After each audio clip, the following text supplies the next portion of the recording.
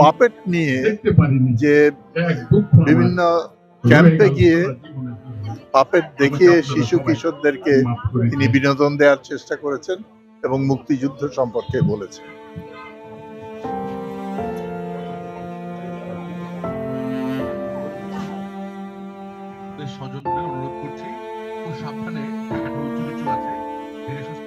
তিনি নির্মোহ একজন শিল্পী, কোনো কিছুর প্রতি লোভ ছিল না, শুধু সৃষ্টিশীল কর্মের জন্য তিনি জীবনটা ব্যয় করতে দ্বিধা করেননি।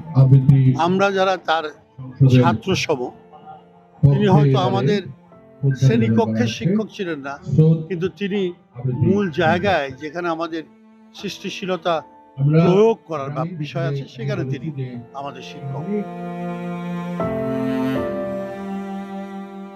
সবসময় মুস্তাফা মনোয়ার বললেই আমাদের চোখের সামনে পাপেট, আমাদের চোখের সামনে বিটিভির সেই অসাধারণ প্রযোজনা রক্তকরবী, একজন চিত্রকর, আর সবার উপরে যেটা হচ্ছে একজন বিনয়ী সদা হাস্যময় মানুষ, যাকে দেখলে, যার কথা শুনলে, যার সামনে এলে আপনা আপনি মনটা ভালো হয়ে যায়, তারুণ্য মনের ভেতরে খেলা করে।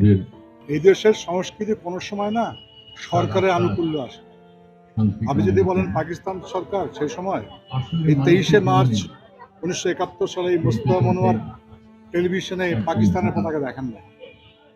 এটা ছিল একটা বিদ্রোহ, কিছুই না, খুব সামান্য জিনিস। সেদিন পাকিস্তান দিবস, পাকিস্তান রিপাবলিকান ডে যেটা বলতে, সেইটার জন্য যে পতাকা দেখানোর নিয়ম 12টা পার করে 24 তারিখ যখন হয়েছে ঘড়ি অনুসারে, তখন পতাকা দেখিয়ে জাতীয় সঙ্গীত বাজিয়ে, যেহেতু সরকারি প্রতিষ্ঠান, আপনি কোন দিকে বলবেন?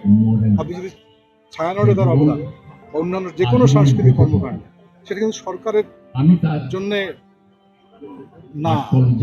এবং উনি বলতেন আমাদের প্রায়, সরকারের ছোঁয়া লাগলে কিন্তু নষ্ট হয়ে যাবে।